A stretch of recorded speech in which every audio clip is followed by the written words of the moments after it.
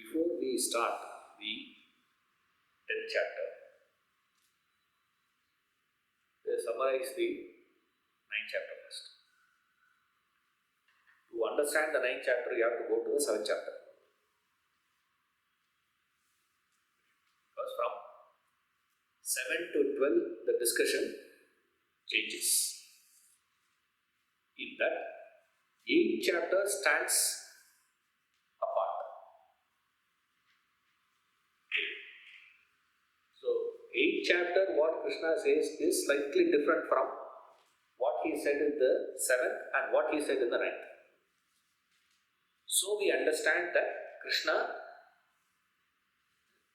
wants us to practice what he says in 7 and 9 because he is insisting on this point. What is he insisting, sir? In the 7th chapter, he referred, and 9th chapter also, he says, get to this realization now. In the 8th chapter, he said, there is another way of realization also. Right? So, in the 9th chapter, he is referring to Jivan Mukti. Right? In the 8th chapter, he says, people practice this Saguna Brahma Upasana, they go to Brahmaloka. In Brahmaloka, they gain the knowledge. From there, they get to realization. This is Krama Mukti. Now, in the 9th chapter, he says, don't opt for Krama Mukti. Quickly come back to Jivan Mukti. Get realization here. Now you get it. This is the central idea to see the sequence. Now coming to, in the 9th chapter, what is he referring to? First thing, he reinstates the qualifications he gave, the nature of the self, Brahman. This Brahma Swarupa is explained. As he stated in the 7th chapter, higher and lower. Para and Apara Prakriti. He said, no, there. In the 7th chapter, he is referring that here. Number 1. Number 2, he refers as various types of bhakti and bhaktas. And then, what is the consequence of it? This is the central idea. To put it in a simple language, he gives what is the nature of it. Then he moves on to explain different types of bhaktas and bhakti practices, and then the consequences of it. What is the fruit? What is the effect of it? What is the blessings of this? So for that, what is to be done? In this process, the advice is this. Okay, in and through explaining all this, what Krishna is telling us is, now remember, the gaining that knowledge of the self, or to understand Brahman, Nirguna Brahman, the Nirguna Brahma Jnanam is not directly possible. You need to be prepared. The mind should be prepared to gain the knowledge. Now, for that preparation, Saguna Brahma Upasana helps. So, through Saguna Brahma Upasana, what you do? Prepare the mind. Prepare your personality. That prepared personality strives to understand that Nirguna Brahman. You gain the knowledge of Nirguna Brahman. This is the sequence. So through this practice, he is going to give various rules and all that. That is what he is giving in this. This is what he calls as Raja Vidya and Raja Guhya. So in the chapter, first topic what we have is this. This is the topic of the self pervades the world, 1 to 10. In this, what he is giving is what is the nature of the knowledge and the qualification. The fundamental qualification he says is Shraddha. Unless you have that Shraddha, basic qualification, Shraddha means what? You don't reject the teachings of the Shastras or the teacher. Either case. The mind will not reject it. You will not be rejecting it. You will take that as truth. What the scripture says, what they say might be true, even though my experience, my understanding, my comprehension is totally different from that. So Shraddha essentially means you give the benefit of doubt to the Shastra, to the teacher, to the scriptures. That's a basic qualification for you to get it. Then he gave what is this Raja Vidya and Raja Guhya. Raja Vidya, why Raja Vidya? Because all the Vidyas that we know of, we have gained, have a defect. That defect is not there in this Vidya.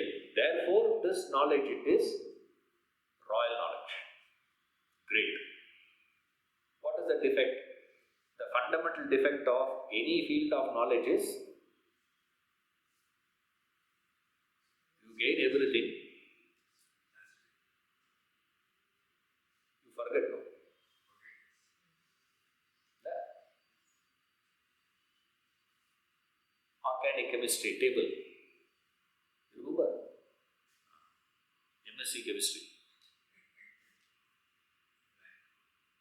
You say, forget, isn't it? So much of effort you put in. And the best part is,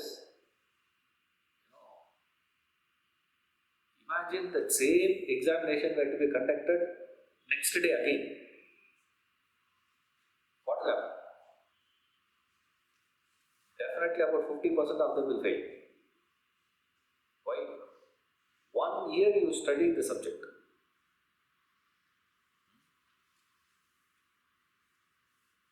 We all that. Now what has happened? Now you forget everything. All that knowledge that you gain, you will forget.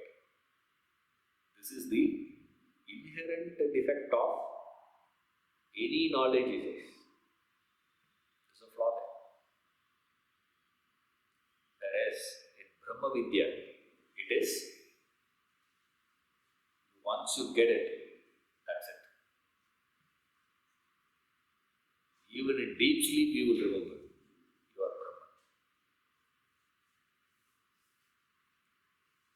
How? Don't ask me. Never lose it again. Once gained, it's gained forever. Another one we have in this knowledge is, it is any knowledge that we gain is, in no field we can claim that we have got a complete understanding. Isn't it? Any field. That's why you go to experts. They say, what is my knowledge compared to my ignorance? In fact, more you gain the knowledge, more you get exposed to ignorance. That is knowledge. I can't understand what is knowledge then. More I will feel I don't know anything. That's called wisdom, sir. And for that, why should I get double PhD to say I don't know anything? But the fact fact is what? That's how it is. That's the design of it. This knowledge is not like that. You get it complete. That's why it is called Raja Vidya. Then he qualifies that as Raja Guhya also. It is Raja Guhya. Why it is Raja Guhya? Secret. Secret is unknown. Right? With any means of knowing, you cannot know this. All the ways in which you can know something, you can gain knowledge, all the method of gaining knowledge,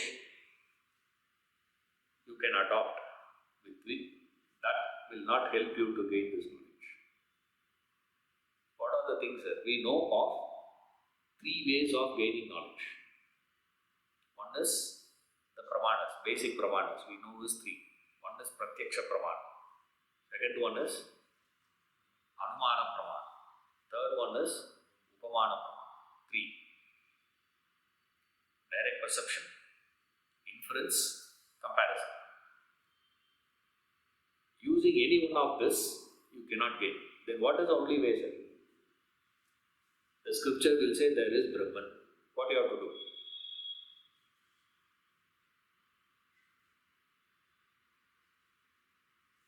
Maybe.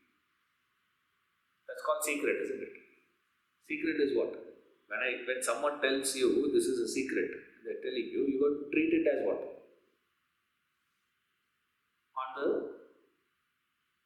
person's credibility, full stop.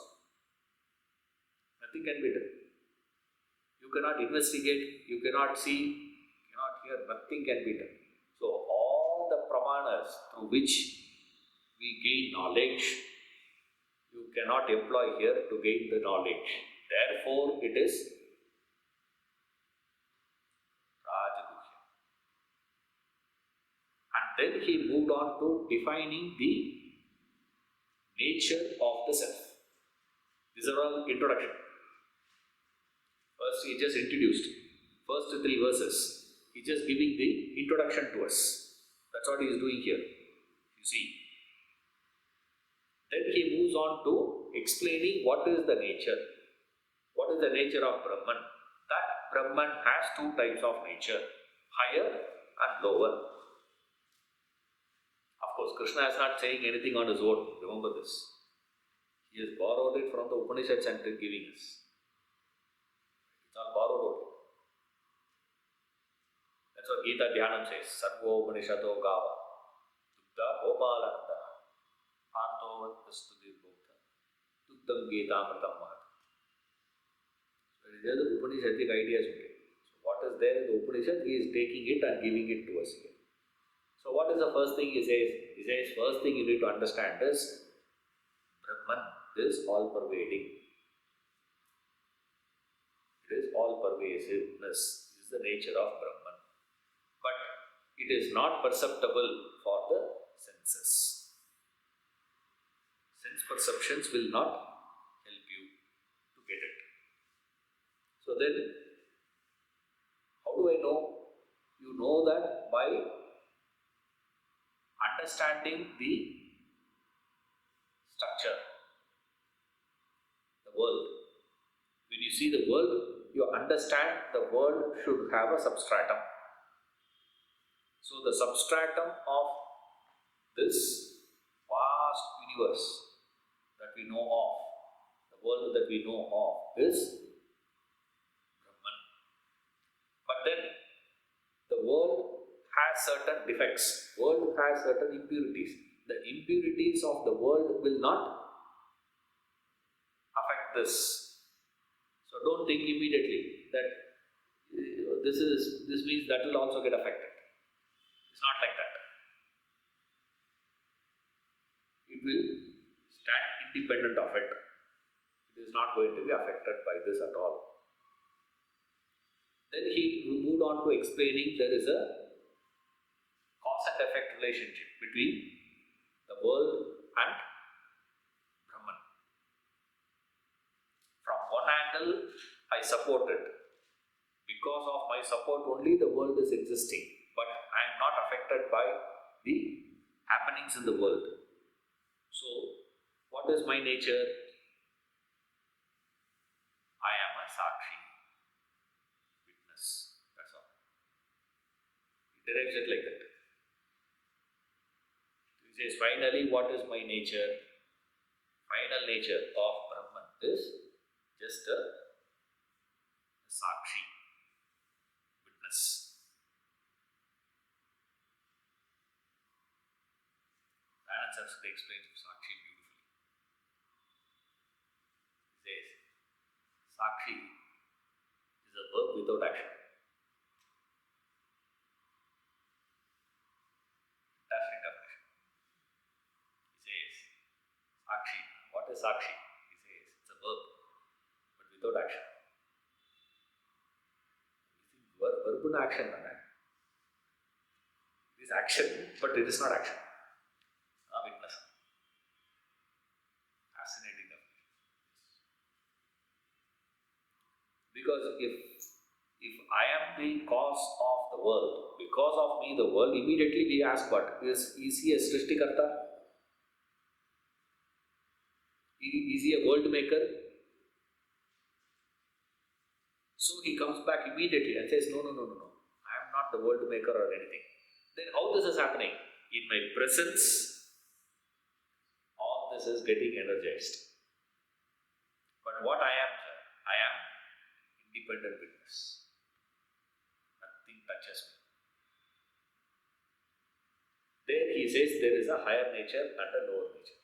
What is a higher nature? Sakshi is a higher nature. What is a lower nature? I am the substrate. This, the deluded fellows don't understand. Next topic. He moves on to the next idea. He says, these people do not understand, and there are people who understand. One group of people do not understand, another group of people who understand. Obviously, the one who understands will relate in a particular way, the one who is not understanding will relate in another way. The one who understands, what he will do? He will start glorifying it. Say, wow, extraordinary, man. If this is the case, then what is the relationship, sir? Those people will do one thing. But the deluded fellow, what will he do? He will suffer the samsara. He is stuck in the world. So what is the reason for it? So the one who is deluded, he starts describing the deluded fellow. Who is a deluded fellow? Who doesn't understand, ignorant of the higher. The one who doesn't understand the higher nature of the self. So he moves in this direction. So this is where he gives the steps. He indicates here. He says, okay, now how the deluded will grow. This is an area where he is sowing the seeds for the next chapter. Right. 1 to 10 is, for that matter, 4 to 10 is pure Vedanta, pure philosophy. Now he is coming immediately to converting that into practical application. So now he starts describing a deluded person. There's no point in discussing about a wise man, because wise man knows what to do. Right? We have to worry about a person who doesn't know, who's lost. So what he is supposed to do, he gives 3 things, 3 stages. The first stage is what? You just take any one form, any one aspect and start worshipping that. Some form you take, doesn't matter. Some weird form you take also, doesn't matter. Go worship it.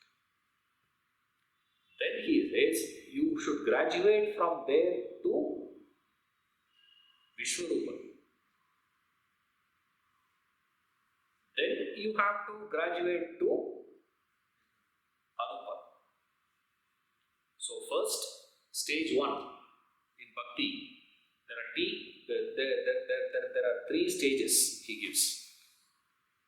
First stage is Eka Rupa. That one Rupa can be of any form, doesn't matter. Even if it can be lower forms also, he says. He gives various options. You can do anything.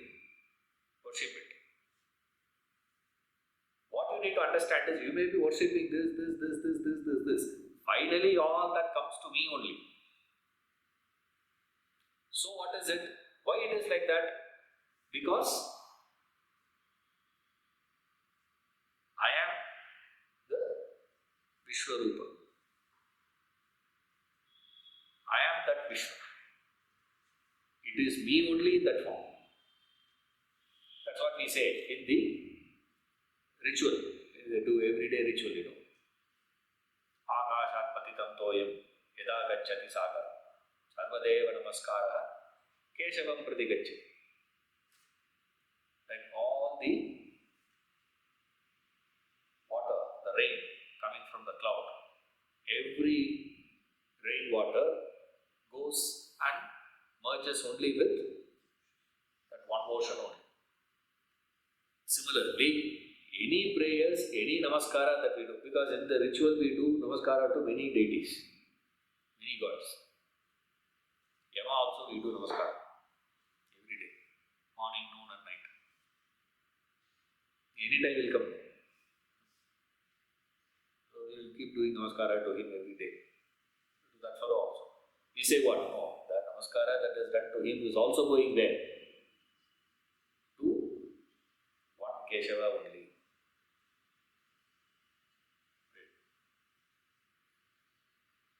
So he says there are this one that he gives with some examples. I am this, I am that, I am this, I am that. He gives a sample of his vibhuti. Sample he gives.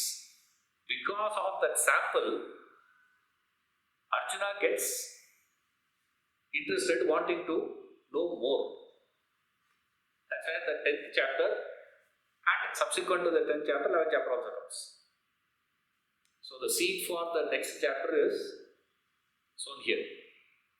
Right. So there is a deluded person, and how the deluded person can grow. Okay, you take some form and worship. But understand, all that comes to me only. Why? I am the source. After coming from Eka Rupa to Vishwarupa or Aneka Rupa, whatever, you graduate further into the next one. What is it? Arupa. So this is the progression through which you grow. Then he moves to the next idea from 20 to 28. He says, there are, again, you pursue, all your pursuits he classifies into 3 categories again.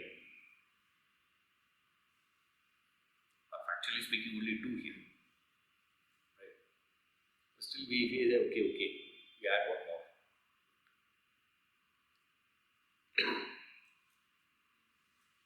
One is you perform actions with the lower ideal, selfish ideal.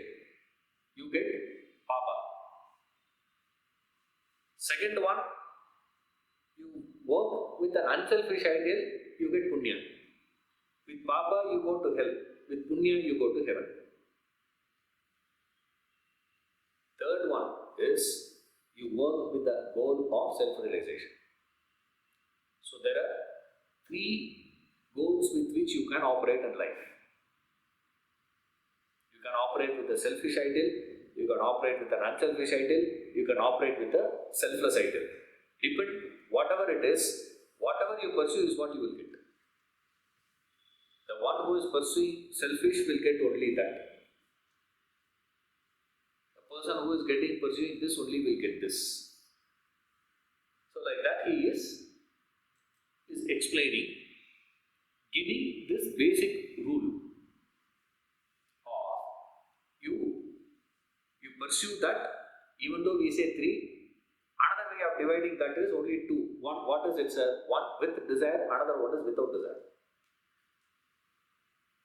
Sakama and Nishkama. So one form is this. So in the previous chapter, previous topic, he gave three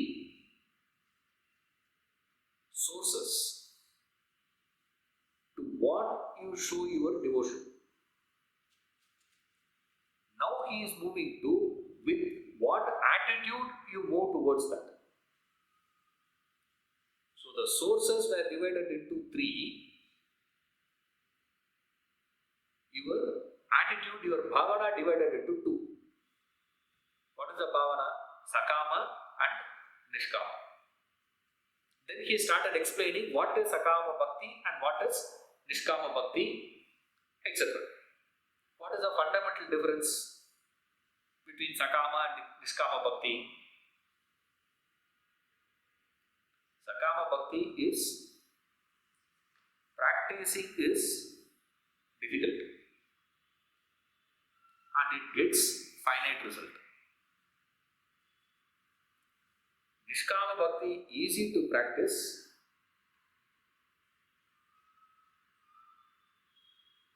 for whom is a point? Okay, for whom? For whom it is easy? For the one who is prepared. What is the preparation? Go back to the beginning. With Shraddha, the one who has applied himself to understand the nature of Brahman, higher nature, lower nature, and then he has moved in, he has qualified, etc. All that you need to go back. Again, you have to go back immediately. This is how teaching goes. That's why we do the summary. Otherwise, very difficult to understand how the flow is happening. This is what I do. Before the beginning of the chapter, we give introduction. You get the idea, what to expect. Then we go study. The problem is, we read it with a long gap. Difficult for us to get the thought flow. That's why after the completion of the chapter, we do one more summary. Okay.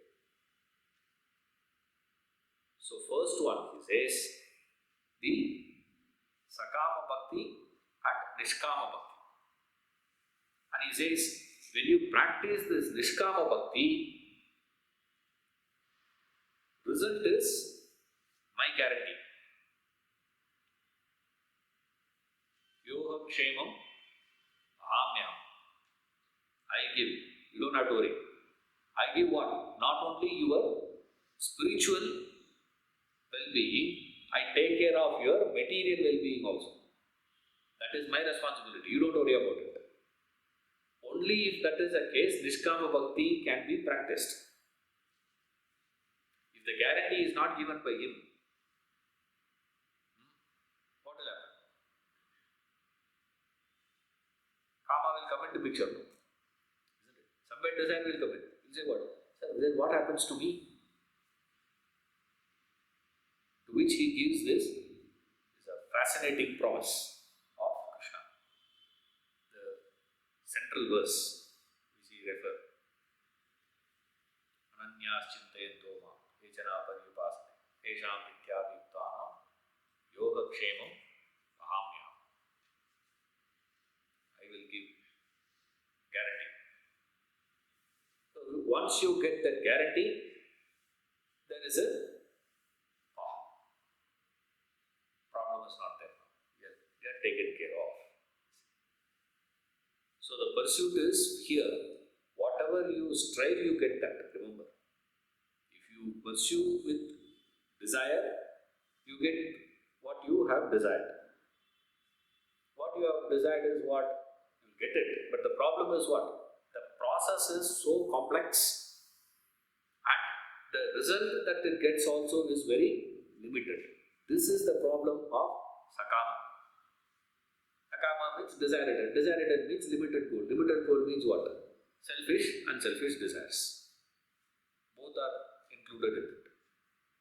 So first we see as three, and then we club selfish, unselfish together, and the selfless separate. Because he gives a separate equation for the selfless people. So we say Sakama and Nishkama. Then finally he comes to the dedicated efforts of the seekers. Even an unrighteous person leads to self-realization. Now what he is saying? He says, now so much of equations he is giving, all of us will immediately start thinking in terms of how close I am to realization. Correct, sir. This, Nishkama Bhakta is easy. Sakama Bhaktas are, far away. In Sakama Bhakta also, this selfish, disastrous people, very bad. They are far away from it. That's why he comes immediately and says, no. He says, no man, it is to do with what? The spiritual path, it is the direction that matters, not the status. Remember that. In fact, not only spiritual, even in life also. It is the direction that matters.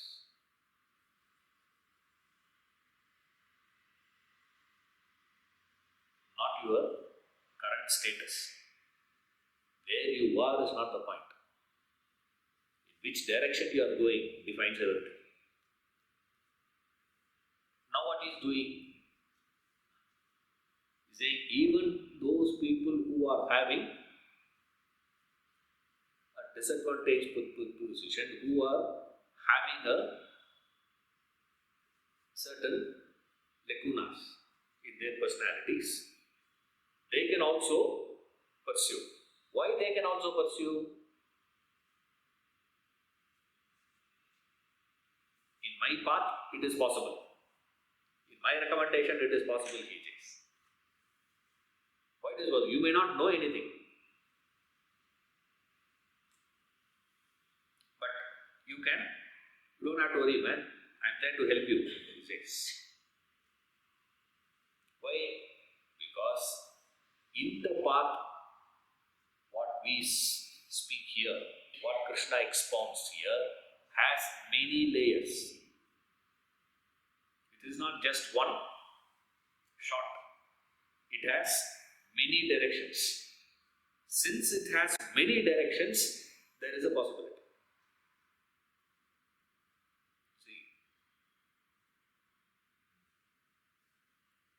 that's why you go to Shiva temple, you will find 63 Nayanmars. You see, all the small statues. This is the Nayanmars. So many of them, 63 fellows are there. Devotees. And there is a text describing the life story of those 63 Nayanmars, referred as Periya Puranam. Periya means big. The text is not big. It's a small text only. It's a small text. Not like Skanda Purana. Skanda Purana has 108,000 verses. Huge it is. The Bhagavata Purana is a small one actually. It has only 18,000. Not a big one.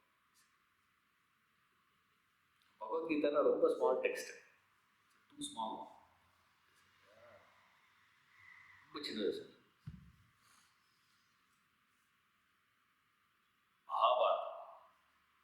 Mahabharata, 18,000 verses. Huge. The Pandava Kaurava story comes only about 22,000, 23,000 verses only, that is. The rest are all unconnected stories only there. So Mahabharata, huge it is. Same way, in Tamil we have this, Sekida, one who authored it, Periyapura, where he gives this story. Kambaramana is bigger than that. One story. Rama born, Ravana died. That's all. What is Ramayana? That's what master told. I can teach you Ramayana. By the time you throw this lemon and catch it, I can finish Ramayana. Huh? How? You throw Rama born. By the time it comes back, Ravana died. The fellow says, how come Rama born and Ravana died? It's possible by these fellows. They can compress it to such an extent, or they can elaborate it to thousands of verses. Periyapura, 63 devotees. So we ask this question, why Sekida decided to do 63?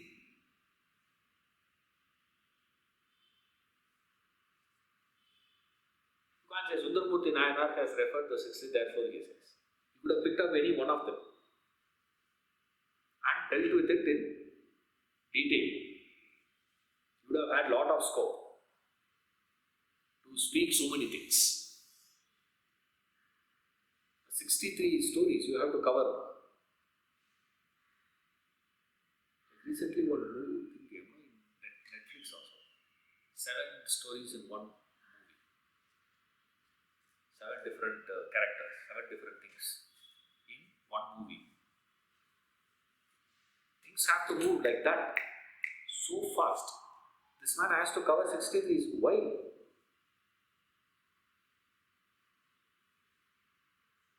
Because in Bhakti, remember, there is no singular.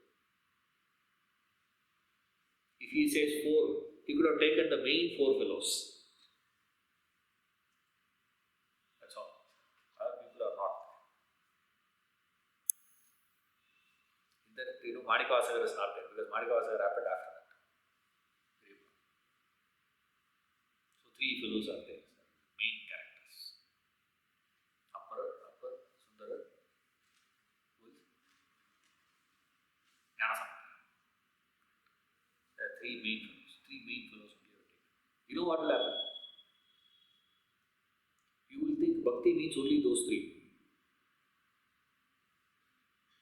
63 devotees, story explained, you understand, my God,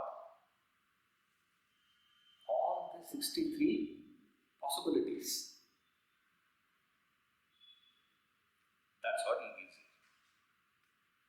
This dedicated effort leads the seekers. Doesn't matter where you are. You could be the most disadvantaged person.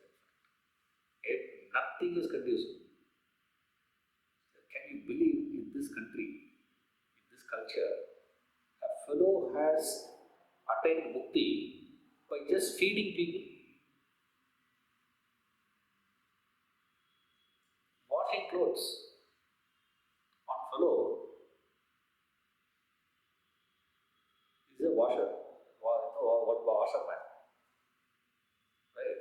This fellow. He doesn't know anything else. And he is not going to do anything. So one day he meets one Shiva, devotee. One Swami moves that side. He goes and asks him, says, what I can do? What are you doing? Washing clothes. Wash. Make it a rule. What? Every day before I start my job, first washing of mine always will be of a devotee's clothes. And he is the best washerman in the entire village, in the vicinity. One day the fellow did not find anyone. Everybody has given their clothes to a wash. And this fellow is waiting for some Shiva devotee will pass by, we can ask him. To help this fellow, Shiva himself comes. What was he doing? Washing clothes. By washing, can you get to Shivaloka? Very easy. Opposite also is there. Another fellow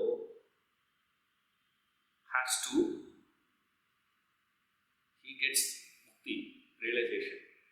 Shivaloka, Shiva's blessings he gets. How? There's a condition put by Lord Shiva. Comes in the form of a sannyasi. I eat once a year in one house.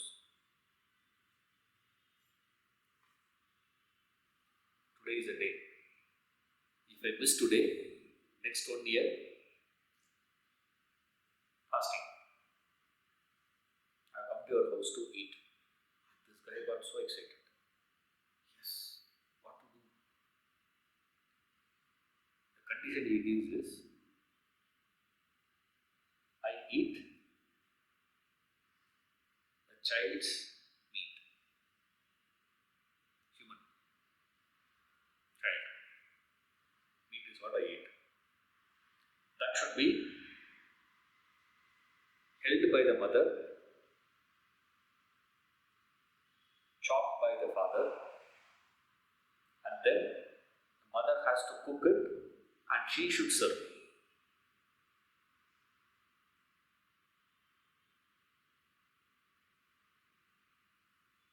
I couldn't believe it. And that fellow did it. Even more believable. See, look at this side, just washing clothes. One fellow gets there. Other side, imagine all of us have to wash clothes. What will happen? That's why they gave 63 stories. Each one is so different from the other. So different from the other. So different from the other. Why? Because to reach to God doesn't matter where you are. What matters is direction. You can have anything. That's why it is called a Periya Purana. Periya Purana not in the size, because it is talking about the great souls. That's why it is called big. Big not in the sense of the, not even God. It's not even talking about God, like Ramayana. Bhagavatam, explaining the God. Here, it is not God, it is the devotees of God. And they say, God, devotees of God is even superior to God. That's why it is called Periya Purana. Fascinating text. And that's what he is referring here. It has several layers, several directions. Since it has several options, you can, what are the options? You can take one rupa and you can take aneka rupa. You can take multiple rupas. Simultaneously, you can have two also. Like people do this panchayata. The 5 gods, they worship every day. Shiva, Vishnu, Surya, Subramanya and Ambal. All that. They came and they worship. They do Abhisheka, they do all this. Last stone now. Not that any form or anything, it's just a stone. 4 stones, and for Subramanya they keep one spear. That's all it is. Small one. Buldarga. Ganesha you have, okay. There's another group, they have Ganesha instead of Surya. Instead of sun they keep Ganesha. Instead of Muruga they have that Ganesha.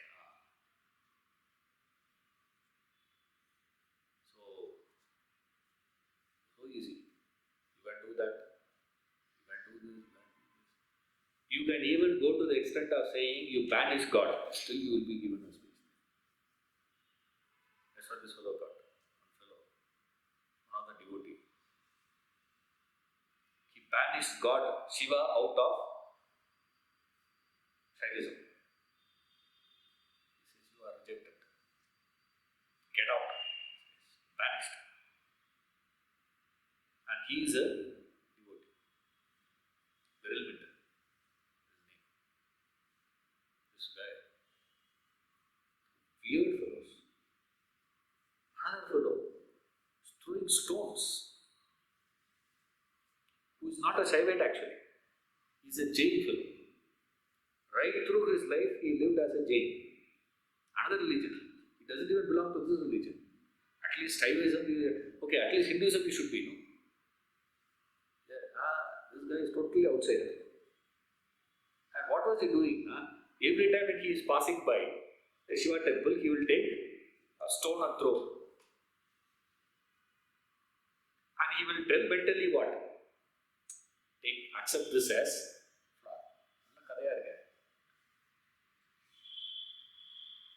weird practices. You read those stories, unbelievable there. Use those options and says all that is possible. Now that he has given all these options and explained all this, Arjuna gets interested to know his all-pervasiveness. Can you account for your pervasiveness here in the world? That is the Vibhuti Yoga. That is the next chapter.